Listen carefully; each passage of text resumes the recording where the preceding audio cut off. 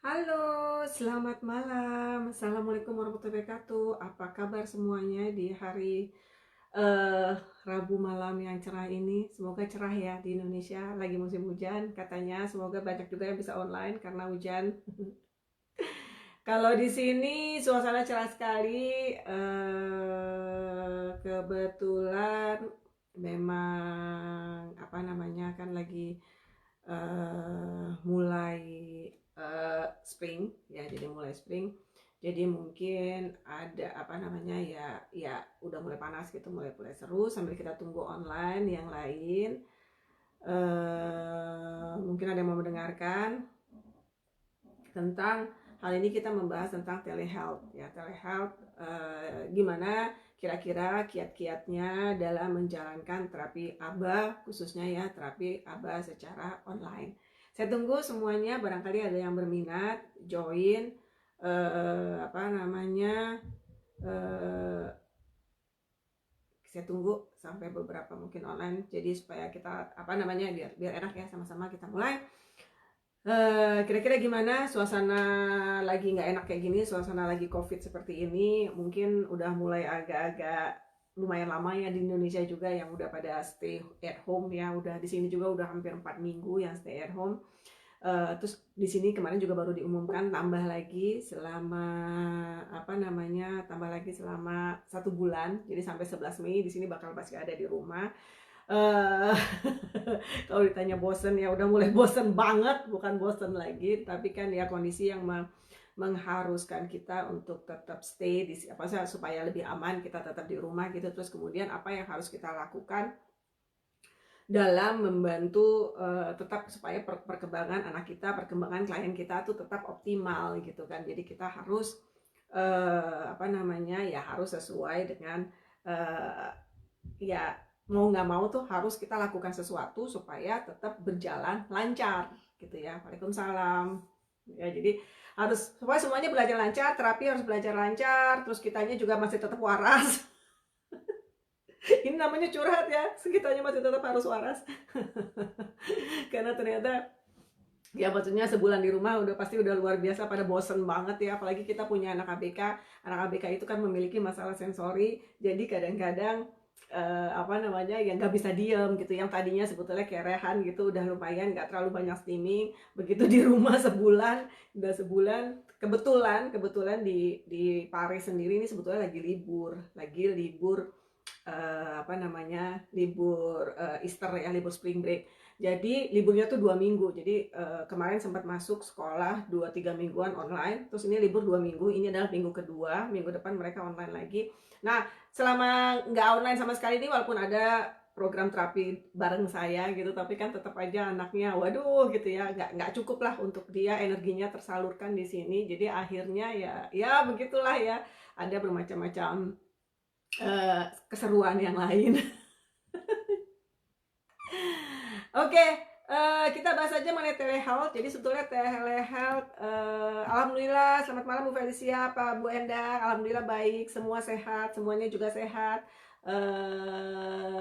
Ya kira-kira baiklah gitu ya. Semoga Bu Endang dan juga ibu-ibu semua, bapak-bapak di rumah di Indonesia juga semuanya sehat, jaga kesehatan, katanya jaga jarak ya, jaga jarak. Maka ini semuanya harus dilaksanakan secara online, meski termasuk terapi juga secara online. Oke, sekarang gimana memahami telehealth dan sukses menjalankan terapi secara online. Jadi telehealth itu di bidang ABA adalah menggunakan teknologi informasi untuk memberikan support kepada seorang lain yang memerlukan terapi behavior gitu. Jadi sebetulnya sih nggak, telehealth itu nggak cuma di bidang ABA, mungkin di bidang-bidang lain. Pokoknya dia menggunakan teknologi informasi seperti ini, sosial media, video conference dan sebagainya, sehingga bisa memberikan apa namanya service secara online gitulah ya. Sebelum terjadi pembatasan physical distancing yang kita alami ini, sebetulnya telehealth sudah banyak dipakai di dalam dunia ABA. Jadi dalam dunia ABA itu sebetulnya telehealth nggak sekarang-sekarang aja, sebetulnya dari dulu itu juga udah ada, bukan dulu lah, maksudnya udah mulai dicanangkan program telehealth di dalam bidang ABA karena keterbatasan adanya terapi ABA, atau terutama orang yang membuat programnya kayak BCBA atau supervisor di bidang ABA itu kan termasuk nggak terlalu banyak gitu ya. Jadi ya ya inilah yang apa namanya menjadi alternatif gitu. Dan ternyata banyak yang berhasil gitu, banyak yang berhasil, maksudnya paling paling tidak memberikan arahan yang benar kepada pelaksanaan terapinya gitu. Ya ibaratnya daripada gak ada, ya baiklah ada gitu kan, tetapi dan dilakukan secara jarak jauh. Tapi sebetulnya apakah efektifannya pun kalau dari jurnal yang saya baca sebetulnya juga tetap cukup efektif asalkan memang ada strategi tertentu. Jadi yang namanya apa namanya telehealth itu bukan berarti memindahkan terapi dari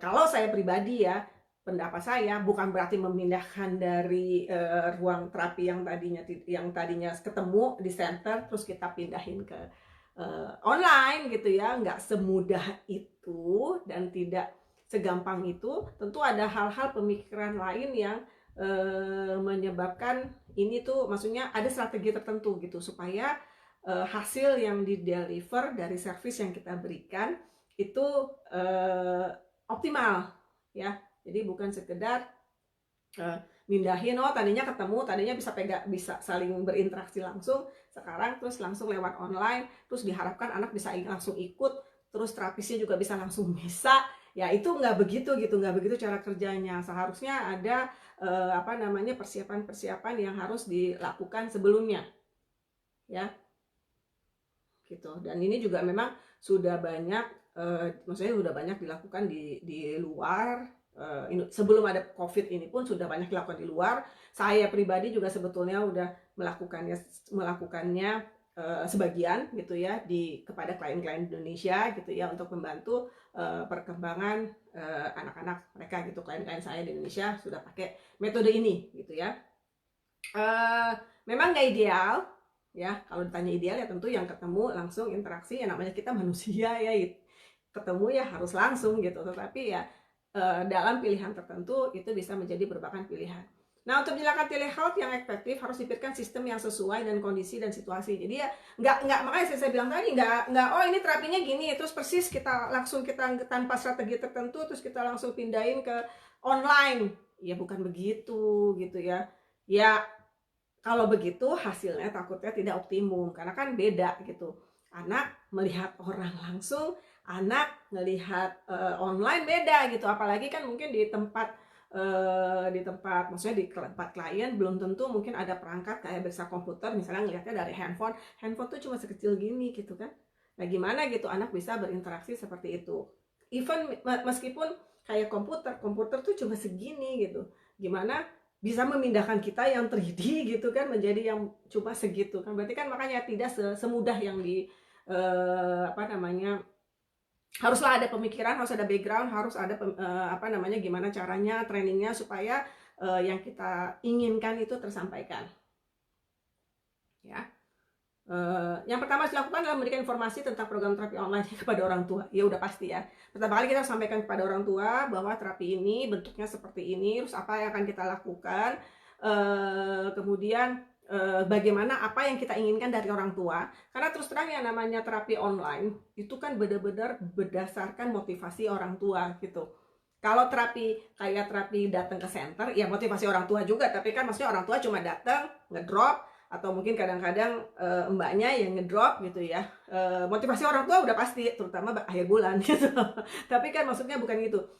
Kalau yang namanya terapi di rumah itu benar-benar orang tua yang harus ikut partisipasi aktif gitu. Karena kan ya program ini dilaksanakan di rumah, yang tentu ya harus ada kerjasama yang baik antara terapis, center dan orang tuanya. Ya terus gimana fasilitasnya, gimana keterlibatannya di mana. Jadi orang tua tuh harus paham apa yang diharapkan oleh terapis, apa yang diharapkan oleh center programnya tuh apa yang harus saya bisa bantu, bisa saya lakukan. Kalau saya nggak bisa lakukan, bagaimana saya bisa mensupport program ini gitu. Maksudnya saya setelah saya sebenarnya melaksanakan telehealth ini udah, kalau dalam bentuk yang bergrup kayak gini kan saya udah hampir 2 tahun lebih ngajar ya.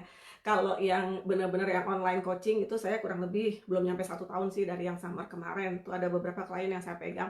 Itu pun sistem apa, maksudnya kita lebih ya benar-benar orang tua itu macam-macam gitu. Maksudnya ada yang memang bisa diarahkan menjadi terapis anaknya sendiri gitu. Ada yang memang udah saya nggak bisa deh Bu, udah saya nggak sabar, saya nggak apa. Nah, tetapi kan tentu dia harus memberikan support, dan kita juga harus memberikan support kira-kira pilihan apa yang terbaik untuk anak ini gitu ya. Jadi makanya saya akan coba memberikan beberapa model dari telehealth yang biasa diadakan gitu ya. Jadi sebetulnya macam-macam juga gitu, di luar juga bagaimana sistemnya tuh macam-macam juga. Jadi misalnya training dari coaching, jadi yang pertama apa aja dilakukan? Yang pertama adalah training dan coaching orang tua untuk secara aktif berinteraksi dengan anak secara grup atau individu. Jadi yang pertama tuh ya training. Trainingnya itu orang tua dan gimana caranya gitu. Modelnya maksudnya orang tuanya yang di training, jadi orang tuanya yang di coaching dalam bentuk grup atau dalam bentuk individu. Jadi itu harus, karena kan yang seperti saya bilang, kalau yang namanya program telehealth itu benar-benar motivasi orang tua gitu. Jadi karena kayak misalnya nggak bisa orang tua bilangnya hari ini, ya Bu, misalnya kita udah bikin schedule di awal, oke, kita sepakat schedule 2 kali seminggu gitu ya. Terus orang tuanya, wah hari ini saya nggak bisa, terus digeser, sering digeser. Karena terus terang kalau pergi ke center agak lebih susah gesernya dibanding kalau dilakukan di rumah sendiri. Dilakukan di rumah sendiri ada aja alasannya gitu ya. Jadi kalau orang tuanya kurang komit, kurang terhadap kurang mengikuti komitmen, ya agak susah, jadi kan akan sering tergeser gitu ya. Kemudian metodenya kan gimana? Metodenya dilakukan oleh terapis yang disediakan oleh center atau orang tua. Jadi sebetulnya telehealth sendiri, seperti saya bilang, ada orang tua yang merasa udah di training, udah di coaching pun merasa kayaknya saya nggak bisa Bu, saya nggak bisa pegang komitmen, saya nggak bisa pegang memiliki kesabaran yang seperti ini gitu ya. Terus akhirnya menyerahkannya kepada, ya udah deh saya hire orang, saya maksudnya saya akan cari terapis yang akan menjalankan program ini gitu. Jadi program dari BCBA-nya atau supervisornya, tetapi orang tua mencari sendiri di lingkungan ataupun dibantu sama BCBA-nya mungkin kalau ada masukan gitu ya. Tapi pelaksanaannya oleh terapisnya orang tua gitu, bukan oleh seorang dari center gitu ya. Kemudian yang kedua adalah dilakukan oleh orang tuanya. Jadi dilakukan oleh orang tuanya sendiri melakukan. Terus kalau orang tua ini kebetulan di sini saya lihat ada beberapa orang tua ya yang terus merasa saya nggak bisa lah Bu, saya kan bukan backgroundnya psikolog atau special need atau apa gitu. Tetapi sebetulnya dari pengalaman saya, beberapa orang tua itu bisa banget dilatih gitu, bisa banget. Tapi memang sangat tergantung kondisinya. Jadi tetapi bisa. Jadi prinsipnya tuh bisa. Terus kan susah Bu gini-gini. Enggak susah. Tidak susah. Karena sebetulnya untuk program ABA yang setiap hari bertemu dengan klien ya. Jadi kalau kita ngomong terapi ABA itu harus intensif dan konsisten. Setiap hari yang bertemu di klien di Amerikanya sendiri itu adalah sebetulnya requirement-nya, kebutuhannya adalah seorang yang lulus SMA gitu. Maksudnya bukan berarti lulus SMA terus ini minimum. Jadi ini menunjukkan artinya apa? Bahwa semua orang tuh bisa dilatih gitu. Jadi berdasarkan itu ya bisa dilatih. Jadi nggak usah khawatir, bisa dilatih. Tapi sekali lagi mungkin tergantung kondisi dan situasi. Kalau misalnya kebetulan ini adalah anak pertama, anaknya baru 1 gitu ya, pertama dan baru 1 ya tentu, dan kebetulan ibunya nggak bekerja, mungkin ada waktu lah untuk belajar dan langsung menangani anaknya gitu ya. Tetapi mungkin beberapa orang tua harus bekerja, atau mungkin ada beberapa anak yang masih kecil juga yang harus diurus. Nah mungkin situasinya berbeda. Ini akan jatuh kasus per kasus. Tapi menurut saya pribadi tidak ada salahnya orang tua belajar sendiri bagaimana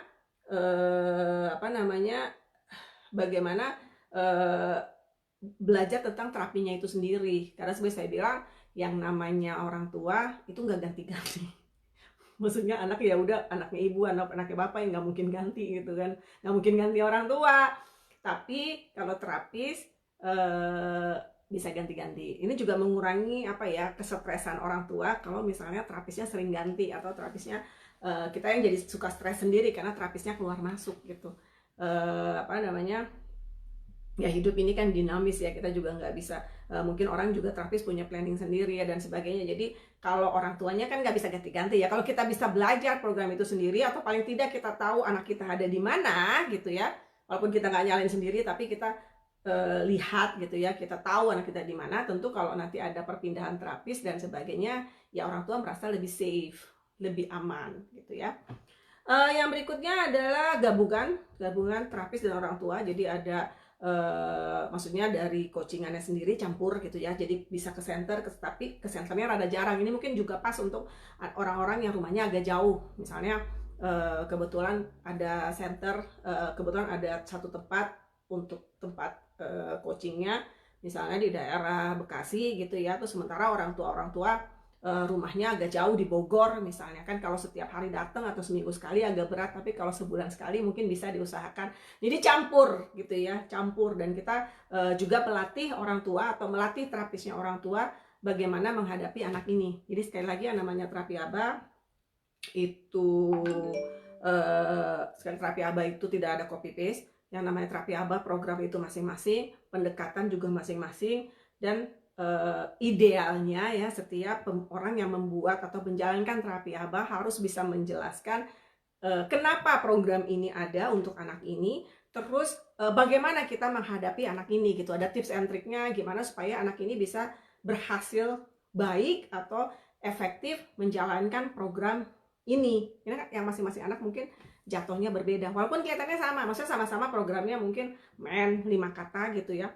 Anak-anak pemula yang baru belajar bicara diajarin targetnya tuh sama-sama belajar bicara 5 kata, tapi mungkin satu anak dan satu anak berbeda gitu, karena satu anak yang anak-anak ini sukanya mungkin makanan, dia suka makan, kita carilah makanan-makanan, sementara anak ini nggak suka apa-apa gitu ya, makanan nggak suka, atau mungkin banyak diet, terus kemudian mainan nggak suka, terus kita gimana? Nah, kita carilah pendekatan-pendekatan lain yang mungkin bentuknya aktivitas, celah-celah sedikit ya, yang kita lihat kira-kira apa yang anak ini suka gitu. Nah, yang kayak gini-gini ini kan sesuatu yang bisa kita share ke masing-masing orang tua gitu. Jadi maksudnya, oh kalau anak ibu tuh kayak gini, jadi harusnya gini. Kalau anak terus kita ngomong ke orang tua yang lain, ya beginilah kondisinya gitu ya, saling beda. Jadi seperti itu. Dan kemudian kita juga melaksanakan yang namanya program dan review dari BCBA, atau kalau tidak ada BCBA-nya ya program supervisornya gitu. Jadi siapa yang menangani atau manajer di klinik yang memang secara berkala akan membuatkan program dan review terhadap semua program yang berjalan gitu ya, program yang jalan kira-kira gitu. Jadi modelnya tuh kayak gitu untuk yang dilakukan secara online ya modelnya. Jadi ada yang orang tua yang melaksanakan, ada terapis orang tua ya, atau terapis yang dari orang tua, bisa juga benar-benar terapis yang melaksanakan tapi atau gabungan gitu ya, terapis. Jadi tapi kalau saya pribadi pengalaman lebih ke arah karena ini programnya jarak jauh, saya benar-benar pengen orang yang melaksanakan itu benar-benar tahu gitu, tahu tentang program ini. Jadi ya kita memang arahnya lebih ke arah coaching orang yang menjalankan program gitu. Plus juga ya hari-harinya kita melaksanakan juga. Maksudnya kalau pada saat review atau pada saat coaching istilahnya ya, kita juga melakukan terapi, sesuatu terapi yang kira-kira seperti simulasi kalau terapi di center gitu. Cuma ada beberapa hal yang mungkin agak sulit gitu, makanya nanti kita bahas ya di belakang. Jadi hal apa yang perlu dilakukan? Yang pertama itu yang harus dilakukan adalah training orang tua dan terapis dan bagaimana menjalankan telehealth ini, termasuk pengambilan data, teknik-teknik dasar dalam terapi ABA ya. Jangan sampai terjadi kesalahan dalam pemberian tugas dan pengambilan data. Jadi yang pertama itu udah pasti training gitu, training orang tua, training terapis, training orang tuanya. Orang tua itu juga harus di training, termasuk terapis yang akan menjalankan. Termasuk juga kalau misalnya kita akhirnya melaksanakan terapi sendiri gitu ya, maksudnya bukan saya tapi anak buah saya yang menjalankan terapi secara online kepada klien, ya dianya juga harus di training gitu. Jadi semua orang yang menjalankan, yang terlibat dalam program ini harus training, karena seperti saya bilang, yang namanya program online itu bukan berarti oke, dia ada program terus kita melaksanakan di online gitu, terus kita ngomong, maksudnya biasanya one-on-one, tunjuk mata, tunjuk telinga dan sebagainya, terus kita melaksanakan persis seperti itu. Ya mungkin ada beberapa yang persis seperti itu, tetapi ada beberapa hal yang harus kita pikirkan supaya semua program ini terdeliver dengan baik gitu. Ya tujuannya tuh tercapai. Ya terutama kayak ngambil data yang namanya ABA itu enggak harus ada data ya. Jadi datanya, cara pengambilan data juga harus jelas, harus semua paham, harus semua mengerti. terus teknik-teknik apa namanya dasar dalam terapi ABA juga harus tahu yang ngejalanin. Terapisnya orang tua, yang maksudnya orang tua yang ngadain terapisnya itu atau orang tuanya sendiri, itu juga paling nggak paham dasar-dasar terapi ABA, gimana caranya dititinya, gimana cara, apa itu reinforcement, apa itu prop, apa itu apa namanya reinforcer udah ya tadi, apa itu gimana fungsi behavior, gimana teori ABC, itu semua paling nggak yang dasar-dasar mereka tahu. Jadi kalau terapisnya, coachnya atau konsultannya bicara hal-hal yang berhubungan dengan dunia ABA, mereka udah nggak bengong, maksudnya tak ngerti gitu loh ngadepinnya. Walaupun tentu kalau saya berbicara sama orang yang bukan benar-benar maksudnya ibaratnya orang awam gitu, kepada orang tua, itu kan orang awam dari bidang ABA, ya tentu saya nggak pakai kata-kata yang susah gitu, saya sederhanakan bahasanya, kurang lebihnya begini gitu ya, nggak mungkin saya ngomong yang terlalu teknikal gitu. Jadi ya tapi paling nggak teknisnya ya paling nggak tahu, kayak bangsa mentek ya tahu gitu. Tapi kalau yang lebih detail lagi apa itu ya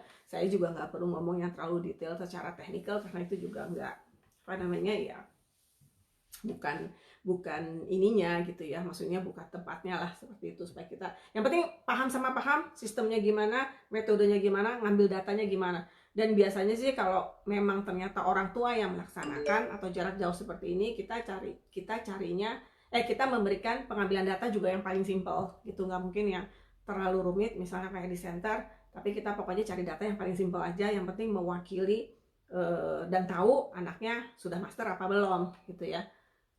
Terus kemudian yang berikutnya adalah terapis harus memberikan penjelasan program terapi hari itu dan juga memberikan rekapan di akhir tentang pelaksanaan program hari itu dan mungkin PR apa yang dilakukan oleh orang tua sesudah itu. Jadi kalau misalnya kebetulan yang terapi online, ini kalau saya ngomong misalnya orang tua memilih tetap dilakukan terapi online, bukan oleh pihak terapisnya yang ditempat oleh orang tua itu gitu ya, tetapi yang benar-benar online. Ya terapisnya harus ngejelasin, oke, ini programnya hari ini apa, maksudnya apa gitu. Jadi nggak cuma sekedar harus gini gitu, tapi harus benar-benar tahu maksud ininya, targetnya apa. Walaupun mungkin paling nggak kita dikasih gambarannya ya, walaupun target itu tercapai apa enggak kalau cuma 1 hari kan kadang-kadang susah juga gitu, tapi paling nggak dikasih tahu programnya apa, targetnya apa. Kemudian nanti kalau di akhir kayak kita ada kayak kesimpulan gitu, konklusinya berarti kayak gini PR kedepannya ini apa gitu, buat orang tua apa, buat kita barangkali juga ada, buat terapisnya atau buat konsultannya juga ada, mungkin ada yang perlu diklarifikasi atau mungkin ada perlu data yang disampaikan dan sebagainya, itu harus tercatat semuanya rapi gitu kan. Jadi nggak cuma sekedar terapi, asal terapi udah selesai tunjuk-tunjuk gitu, karena kan beda gitu terapi online sama terapi di tempat center, itu kan beda. Jadi harus jelas gitu, maksudnya semua orang paham ya. Ini yang berikutnya adalah yang terbaik adalah konsultan atau terapis sudah pernah ketemu langsung anaknya, sehingga proses pairing akan menjadi lebih mudah dan konsultan atau terapis memiliki pengetahuan kira-kira di mana posisi anaknya dalam program. Jadi kalau dibilang ideal, paling nggak udah pernah ketemu walaupun sekali, karena biasanya kalau terapis yang sudah berpengalaman, konsultan yang sudah berpengalaman, sebetulnya ngelihat anak juga udah tahu ini kurang lebih anaknya ini segini gitu, levelnya ya. Walaupun mungkin untuk mengenal lebih detail dia bisanya apa aja sampai detail kayak di VB mapnya kan belum tentu bisa sih kalau namanya sekali ketemu, ya nggak tahu lah ya. Tetapi kalau paling tidak ada gambarannya, oh ini anaknya kayak gini nih gitu, ada sense-nya gitu. Kalau udah pernah ketemu tuh ada sense-nya.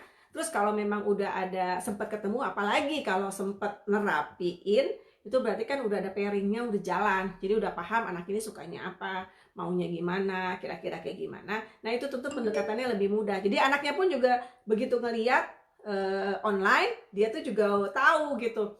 Oh ya ini kemarin saya ketemu nih sama Bu Ruri misalnya gitu kan. Ya udah dia senang-senang aja karena memang sudah nyaman sama saya. Dia lihat muka saya online, ya tentu dia senang-senang aja gitu ya. Ya jadi gitu. Jadi apa namanya, kalau ketemu tuh emang lebih baik gitu. Biasanya juga makanya saya kalau kemarin training online itu, maksudnya kalau saya konsultasi online, ya saya harus ketemu anaknya gitu. Atau paling nggak kalau saya nggak ketemu, karena saya tinggalnya jauh, paling nggak asisten saya yang bisa mewakili gitu. Terus kemudian yang berikutnya adalah untuk memperlancar proses pairing anak. Jadi sebelum kita melakukan kayak gini nih, gimana kan ini tetap loh ya yang namanya proses ini harus jalan. Gimana caranya kita, apalagi dengan kondisi seperti ini kan COVID nggak tahu mau sampai kapan. Ini aja udah sebulan dan masih panjang jalannya ya. Di Prancis aja itu lebih duluan dari di Indonesia kasusnya, dan jumlahnya luar biasa banyak sekali di sini. Nah di Indonesia tuh masih di belakang kita gitu kan, kita duluan yang booming, maksudnya yang meledak penderitanya. Ini udah sebulan aja saya dirumahkan, nambah sebulan lagi, bakal nambah sebulan lagi, dan sebulan ini aja tuh yang luar biasa banget itu yang adanya. Banyak banget, dan apa namanya,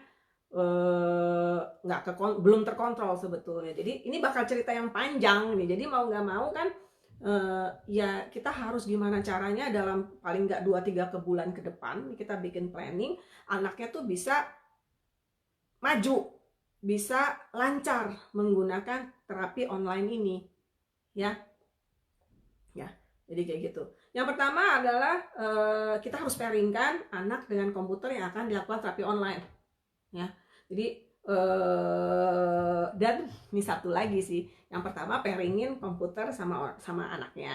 Yang kedua, kalau anak yang sudah terbiasa main komputer, jangan-jangan dia tahu kalau buka komputer itu dia pikir pengennya main YouTube misalnya, atau games-games yang dia suka, atau kalau di iPad dia suka biasa main games yang dia suka. Nah gimana caranya itu mempersiapkan bahwa dia nggak bakal ngeklik itu, ya. Selain pairingnya harus benar, pas, anak yang tidak terbiasa bermain komputer, misalnya dia harus lihat di depan komputer, di depan laptop, ya itu juga membuat dia duduk nyaman dalam waktu yang cukup lama, katakanlah 1,5 jam, misalnya, itu kan membutuhkan pairing tersendiri gitu, dibiasakan dulu di depan komputer. Itu yang pertama untuk anak yang tipe begitu. Anak lain bisa jadilah ada yang lain lagi, anak yang sudah terbiasa main komputer atau gadget mania, begitu ngeliat komputer, begitu ngeliat iPad, sibuknya mencet-mencet, ya, mencet-mencet pengen lihat, atau kalau pakai handphone dia mencet-mencet handphone, dia ganti YouTube, dia main program. Nah anak-anak kayak gini kan kita juga harus pairingkan, harus kita tegaskan bahwa nggak boleh, ini saatnya bekerja, ini saatnya misalnya main terapi gitu ya, misalnya terapi, ya nggak boleh dia mencet-mencet yang lain. Nanti baru terapi seberapa menit dia mencet-mencet yang lain, mencet gamenya, gimana gitu kan. Jadi ya inilah yang harus kita pairingkan dulu, kita jejekan dulu aturan-aturan yang berlaku pada anak. Jadi kalau misalnya oke, ini waktunya main, ya kamu mainlah suka-suka dengan game kamu gitu. Tetapi kalau waktunya terapi, kamu harus ikut aturan mama, ikut aturan ibu, bahwa ya kamu nggak boleh buka YouTube, nggak buka game, ya bukanya yang sama terapi itu aja. Karena kalau anak nggak dibiasakan kayak gitu, nanti pas mulai terapi, tau-tau udah akhirnya rebutan dia main game, rebutan untuk dia buka game dan sebagainya. Itu kan yang nggak bener juga gitu. Jadi itu kan harus disesuaikan dulu, dipairingkan dulu bagaimana gitu caranya. Terus kemudian juga kalau untuk hal-hal yang bersifat dengan kartu, itu sebetulnya sekarang udah ada teknologi, kita bisa menggunakan misalnya screen sharing, ya, pakai program, pakai Zoom atau pakai GoToMeeting atau pakai yang lain, Google Meet mungkin, saya nggak tahu ya, Google Hangout bisa apa enggak gitu. Tapi di situ kartu-kartunya itu, kartu-kartu yang biasanya bentuknya kartu-kartu, itu bisa dijadikan misalnya di dalam program. Paling sederhana kayak PowerPoint gitu ya. Jadi tinggal mana yang ini, mana yang itu gitu. Tapi kan ini tentu program harus disediain dulu sama terapisnya. Karena kan kalau kita langsung ketemu kan langsung 4, maksudnya 4 kartu, 8 kartu gitu kan. Nah, kalau sementara ini ya harus, kan nggak segampang itu gitu, di layar ditampilkan 4 kartu, 8 kartu, saya nggak tahu deh udah ada program yang seperti itu atau belum gitu. Tapi ya paling nggak kita melakukannya ya udah disiapin, ya, yang per 8, per 8, per 10 misalnya, apa aja itu bisa pakai program PowerPoint sih sebetulnya. Itu yang paling sederhana ya. Kalau yang canggih-canggih sih sebenarnya kalau yang bahasa Inggris tuh ada gitu, tapi saya nggak tahu kalau bahasa Indonesia. Oke. Terus kemudian reinforcernya. Nah, reinforcernya apa yang dikasih? Nah, ya tergantung macam-macam. Bisa dari ibunya yang ngasih reinforcernya. Kalau anaknya masih reinforcernya makanan, ya mau nggak mau ibunya yang ngasih gitu kan, makanan atau mainan, karena kan harus bentuk fisik. Tetapi kalau misalnya anaknya udah bisa kerjasama, anaknya udah levelnya lumayan, ya silahkan, kalau dia habis sekian menit belajar, dia bisa main gamesnya mungkin di komputer juga boleh gitu kan, atau mungkin dia bisa main kayak sesuatu yang bisa bunyi-bunyi gitu, misalnya pas dia benar terus nanti dikasih tereng gitu kan, itu sebetulnya salah satu bentuk reinforcer juga ya. Jadi kalau kita punya games, anak-anak punya games terus kalau benar ada bunyinya, itu sebetulnya memberikan reinforcer juga buat sang anak, itu salah satunya ya. Itulah yang harus kita pikirkan. Jadi sebetulnya nggak cuma nggak kayak mindahin gitu aja gitu, tetap ada banyak hal yang harus kita pikirkan supaya program yang ingin kita laksanakan tuh terdeliver dengan baik gitu ya. Banyak gitu yang harus kita pikirkan dan banyak yang harus kita persiapkan. Perhatikan umur anak. Jika anak berumur di bawah 4 tahun, mungkin akan sulit mengharapkan anak untuk duduk di depan komputer dalam waktu lama. Waktu terapi bisa menjadi 2, di mana ada istirahat di tengah, atau bisa dialokasikan untuk melakukan training pada orang tua. Jadi kalau kita punya waktu terapi 1 jam atau 1,5 jam gitu ya, kalau anaknya masih kecil, masih di bawah 4 tahun, rasanya tuh juga memang nggak mungkin kita ngebiarin, maksudnya secara alamiah anak normal pun umur 4 tahun nggak mungkin duduk di depan komputer selama 1,5 jam gitu. Nah, jadi ini kita harus pikirin juga nih, kalau anaknya masih kecil, umurnya 3-4 tahun, kan kita harus mendeliver program kita, kan ya gitu ya. Nah, ini gimana caranya? Ya bisa kita misalnya, kita bagi 2, kalau kita punya waktu, kita istirahatin di tengah. Jadi misalnya, waktu terapi 1,5 jam, mungkin kita jedain istirahat 30 menit juga di tengah. Jadi cuma 45 menit istirahat, 45 menit lagi gitu, bisa kita online lagi gitu. Atau ini tergantung kesepakatan dan tergantung kebutuhan sih menurut saya ya. Atau bisa juga misalnya 1 jam terapi yang 30 menit orang tua. Maksudnya kita mengcoaching orang tua, membantu orang tua memahami anaknya dan memahami program, terus kemudian orang tua yang ngejalanin gitu nanti sesudah itu. Atau misalnya bisa dibantu juga misalnya katakanlah 40 menit terapi, 20 menit ada cang di tengah, itu ya kita coaching orang tuanya, ngasih tahu, terus kemudian baru sisanya terapi lagi misalnya gitu ya. Jadi ini akan sangat tergantung kebutuhan, tapi yang harus kita pahami adalah namanya anak di bawah 4 tahun, anak normal pun kagak ada yang bisa duduk diem lama. Jadi kita jangan mengharapkan anak kita yang punya masalah sensori itu bisa duduk lama terus inilah yang harus kita pikirin, gimana caranya supaya apapun target hari ini tuh bisa tercapai ya, kayak gitu.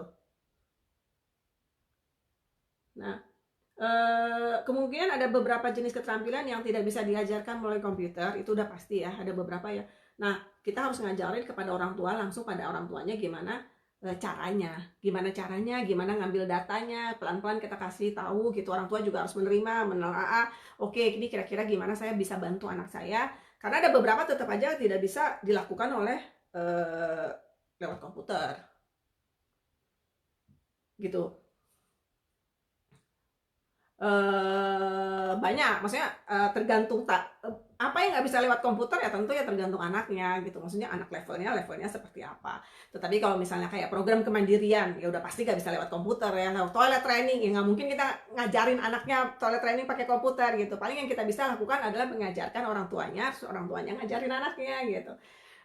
Kemudian programmen, mungkin kalau anak-anak pemula ya agak susah juga gitu kan pakai komputer, tapi kalau anak-anak yang udah agak bisa ngerti, konsepnya udah ngerti, tinggal kita ya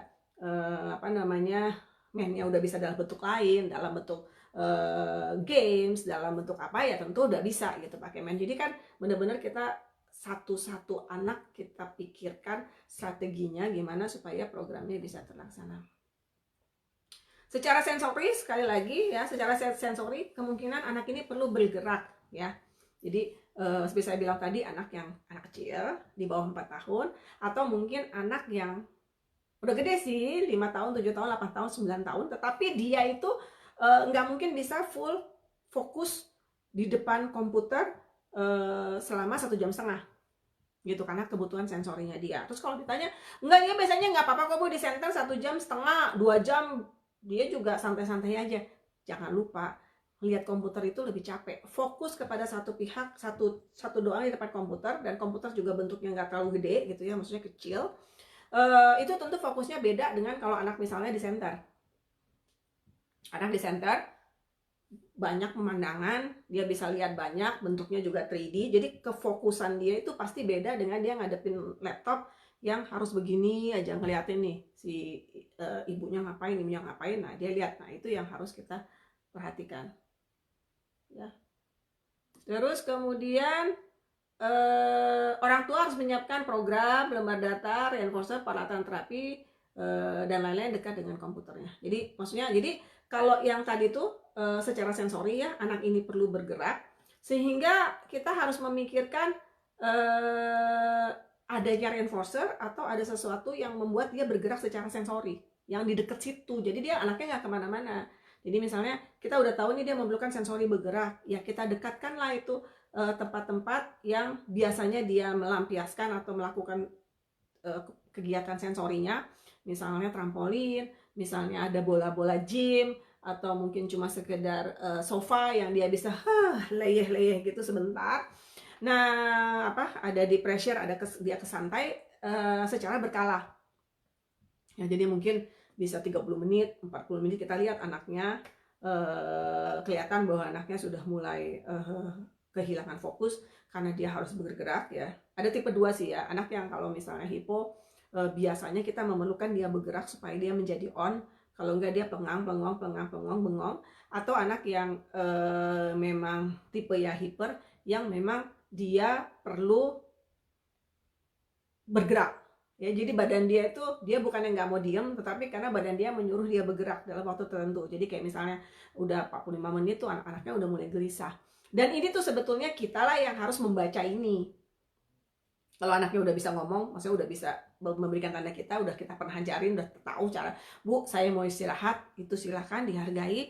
Atau kalau enggak, misalnya ya kita yang ngomong gitu, kita lah yang memberikan dia waktu untuk beristirahat. Karena ini kan ya memang badan dia yang membutuhkan, kita yang ngasih tahu, ya kamu mau istirahat, ya udah kita kasih istirahat sekian menit gitu. Tapi bukan pada saat tiba-tiba dia marah, nangis, terus kabur ya. Jadi kadang-kadang kita ngeliat di depan komputer terus kita paksa-paksa anaknya, wah ini sayang nih jamnya masih 30 menit lagi, kan sayang udah bayar gitu ya. Saat terapi terus anaknya dipaksa-paksa atau dibujuk-bujuk, ayo sini. Nah itu nggak akan berhasil. Kita harus lihat hal-hal yang membuat kenapa anak ini tidak bisa duduk lama gitu. Apa ada masalah sensori, atau masalah tugasnya, atau masalah reinforcernya. Nah itu harus kita dalami semuanya gitu. Terus kemudian ya berusaha kita lakukan penanganannya, dan kita adalah orang yang berkata pada anak, oke, ini saatnya kamu pergi, misalnya maksudnya saatnya kamu keluar gitu. Maksudnya bukan keluar, maksudnya istirahat mah sebentar aja, 2-3 menit mungkin cukup, terus tapi dia untuk bisa siap kembali gitu ya. Jadi kira-kira gitu. Ini semuanya harus deket-deket. Kalau jauh-jauh nanti dia nggak balik-balik lagi. Maksudnya kalau trampolinnya kita online-nya di ruangan, terus trampolinnya di ujung sana, jangan-jangan orang pada kesana gitu kan. Jadinya nggak efektif. Jadinya kan waktu terapinya tuh menjadi nggak efektif. Jadi ini yang harus kita benar-benar pikirin gitu ya. Nah, ini orang tua juga harus menyiapkan semuanya dekat situ. Ada programnya, lembar data, reinforcer, peralatan terapi, dan sebagainya itu harus ada di dekat situ. Gitulah kira-kira ya. Jadi ini ada beberapa tips dari saya sih, mungkin nggak harus diplak begini, tetapi ini juga kemarin juga saya sempat baca jurnalnya, sempat dengar-dengar pengalaman orang yang menjalankan di luar negeri. Ya kurang lebih ini pengalamannya seperti ini gitu, yang ingin saya coba membantu supaya program yang dilakukan, karena ini terapi online mau nggak mau, suka nggak suka, kayaknya kita harus lakukan. Dan kita pengennya kan program ini berjalan baik gitu, nggak cuma kayak cuma ya udah deh terapi gitu, tapi tanpa tujuan, tanpa maksud yang cocok gitu lah, kurang lebih begitu.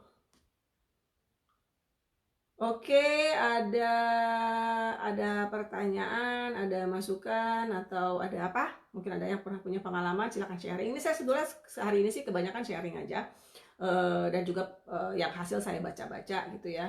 Kira-kira seperti apa, karena ini kan juga sebetulnya yang benar-benar masif program online, program terapi online itu yang masif itu kan baru sekarang ini gitu, karena COVID akhirnya semua terapi di luar negeri pun akhirnya dilakukan secara online gitu, mau nggak mau, suka nggak suka gitu, untuk mengurangi ketemunya orang yang berpindah-pindah gitu ya.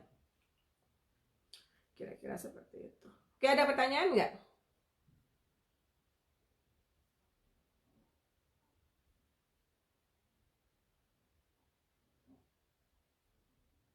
Oke, kondisi anak yang gimana yang bisa diterapkan secara ini?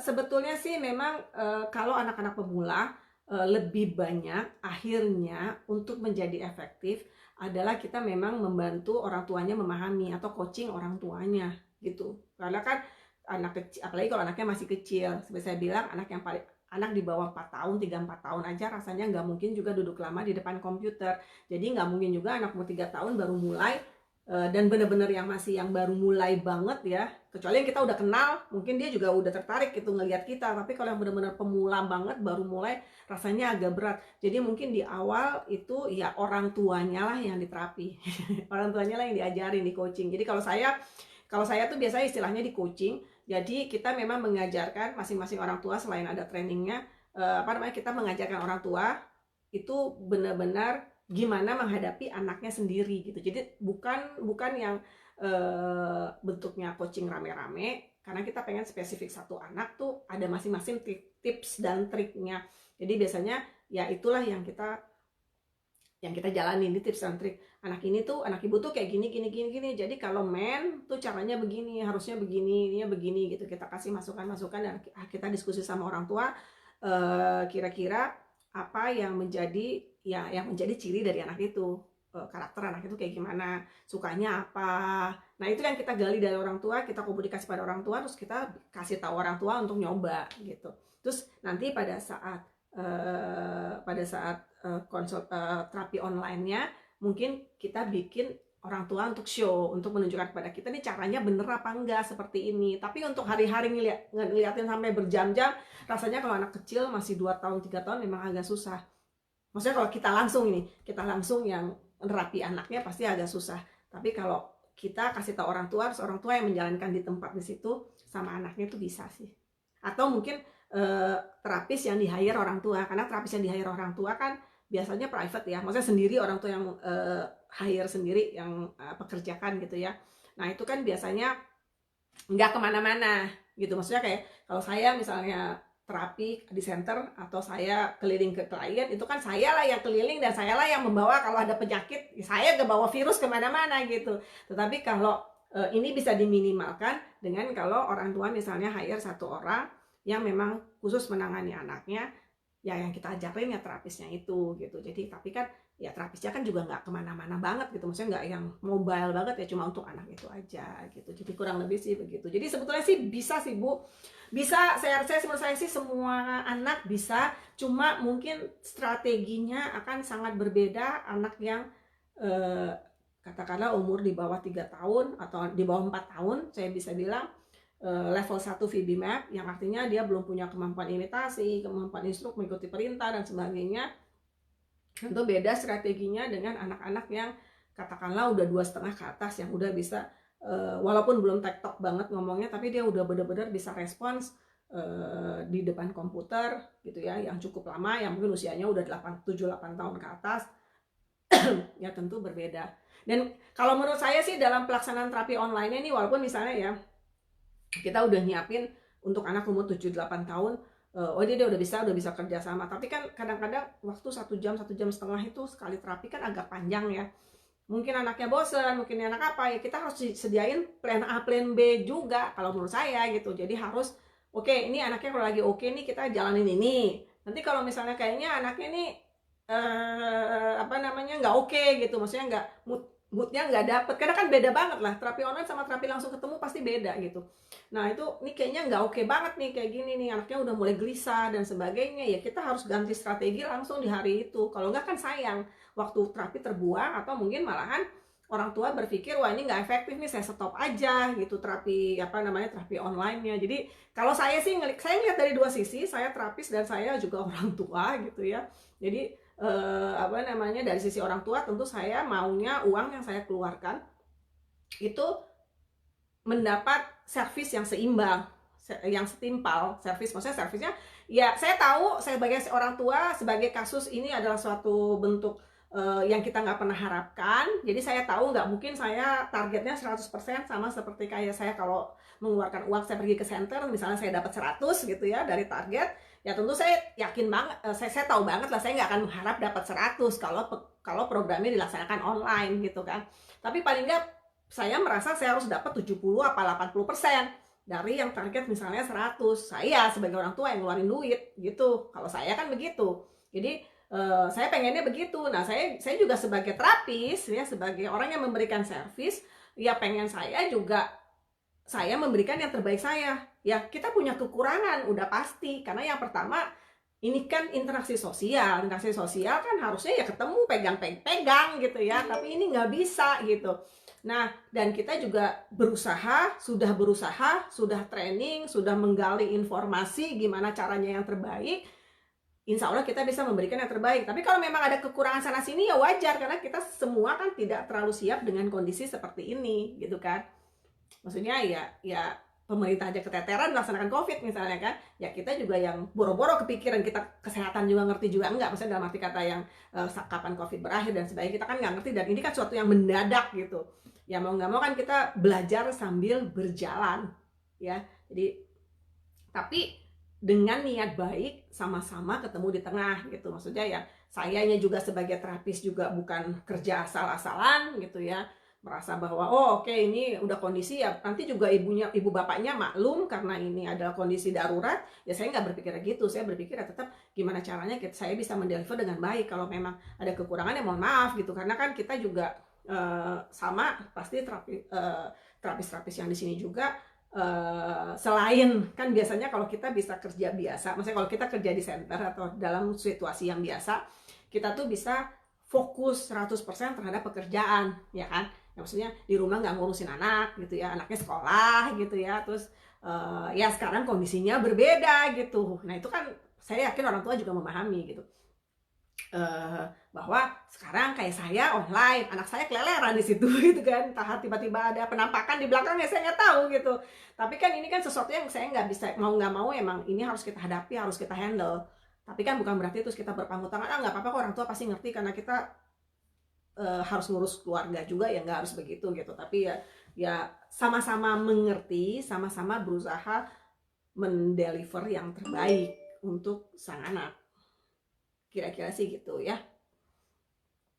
Ada pertanyaan lagi?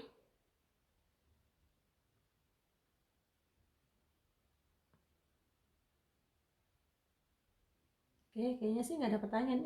Memang ini bukan apa namanya, bukan suatu ilmu yang umum berlaku gitu ya. Maksudnya bukan yang memang dipraktekkan umum. Jadi ya, tapi paling nggak saya ingin memberikan gambaran kira-kira gimana sih terapi yang di luar banyak dilakukan, terapi ABA online seperti apa yang dilakukan di luar gitu. Saya kemarin juga udah coba cari cari literaturnya, kemudian juga cari model-modelnya. Itulah yang saya sampaikan di tulisan saya, yang mungkin nanti saya akan post. Tadi saya agak lupa nge-post karena itulah tadi pagi itu niatnya saya bangun, saya cek lagi, kemudian saya post. Tapi ya itulah, dari pagi sampai ini kan sekarang di sini jam 2 ya, ini udah hampir jam 3. Ya sibuk lah ya, namanya mama gitu, anaknya di rumah terus. Jadinya ya dari pagi tuh ada aja tuh, saya juga masih harus nerapiin Rehan. Jadi saya tuh biasanya pagi target saya adalah menerapiin Rehan, karena kalau udah siang itu udah apalagi kalau udah online gini kan takutnya udah macam-macam. Yang pertama anak adalah yang utama, habis itu makan siang. Ini jam 2 nih, tadi mulai jam 7 tuh jam 2, beda 5 jam kita. Jadi ya apa namanya, terus lupa pas baru online saya bilang oh iya ya saya belum nge-push. Tapi nggak apa-apa lah, ini apa namanya tetap berjalan. Jadi hal-hal yang kayak gini yang sebetulnya bisa aja muncul ya, harap dipahami oleh semuanya gitu. Jadi orang tua juga harus jangan berharap juga terlalu perfect gitu, karena ini semua adalah berjalan sambil berjalan, dan kondisi emang sama-sama kondisi sulit lah istilahnya gitu. Tapi ya kita tetap juga berusaha, bukan berarti terapis juga bukan berarti yang cuma ya udahlah namanya juga kondisi ini, jadi kalau anaknya terus nggak bisa maju ya itu udah wajar, ya nggak begitu gitu. Saya merasa harus menekankan tetap profesionalisme, bahwa dalam kondisi sulit pun kita coba push anak untuk maju, jangan sampai anak mundur dan tetap harus maju. Kalau ditanya bisa, jawabannya adalah bisa, karena kan dari jurnalnya juga udah ada itu bisa dilakukan. Saya sendiri juga udah pengalaman, dibilang pengalaman enggak ya, sekarang saya belum melaksanakan setahun ini, tapi saya udah merasa maksudnya udah kelihatan lah gitu bentuknya, bahwa hasilnya ada gitu, hasilnya bagus, hasilnya ada, dan ini juga bermanfaat dari sisi terapisnya dan juga dari sisi orang tuanya gitu. Orang tua membutuhkan layanan terapis, sementara terapis juga membutuhkan channeling, gimana caranya memberikan servis di tengah kesulitan pandemi seperti ini gitu. Oke, kira-kira ada pertanyaan lagi? Kalau ada pertanyaan? Kalau nggak ada, mungkin saya pamit. Sebelum tadi saya agak lupa, di sebelah tuh sebenarnya ada orang juga bentrok.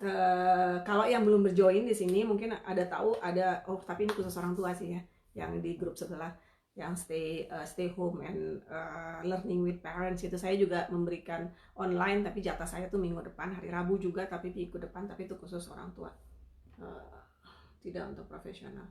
Oke, ada pertanyaan? Kalau nggak, saya tunggu beberapa saat. Kalau nggak ada, saya mohon pamit.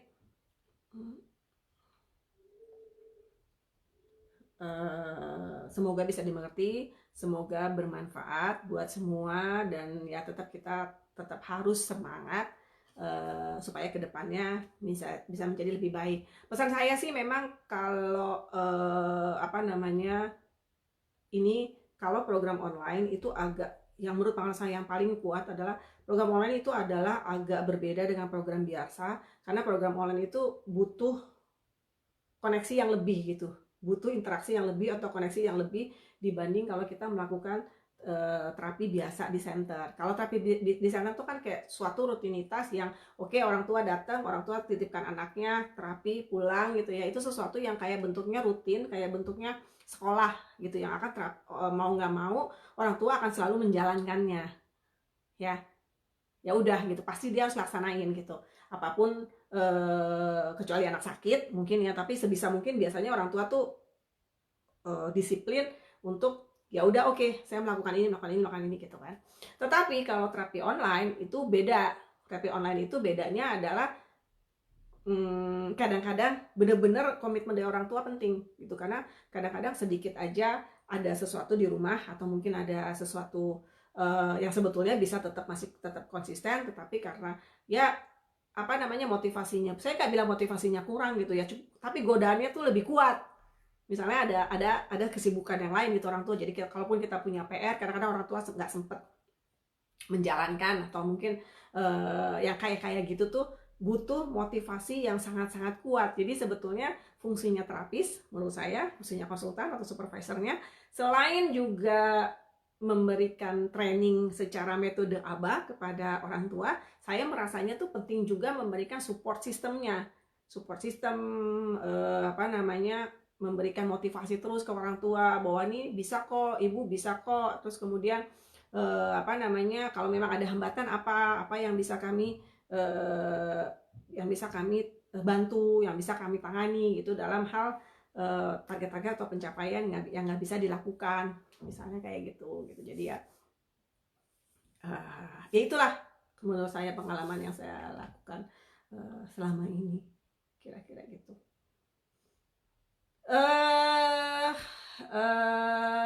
Ada pertanyaan? Kalau nggak ada, saya pamit ya. Kayaknya nggak ada pertanyaan. Semoga semua ngerti atau semuanya bingung. Oke, saya pamit. Semoga bermanfaat. Kita jumpa lagi dalam topik-topik berikut. Saya akan lagi mencoba menggali beberapa topik yang mungkin menarik untuk bisa disampaikan. Nanti tunggu aja pengumumannya di Facebook group saya. Jangan lupa dan tetap semangat. Sampai jumpa. Wassalamualaikum warahmatullahi wabarakatuh. Bye-bye.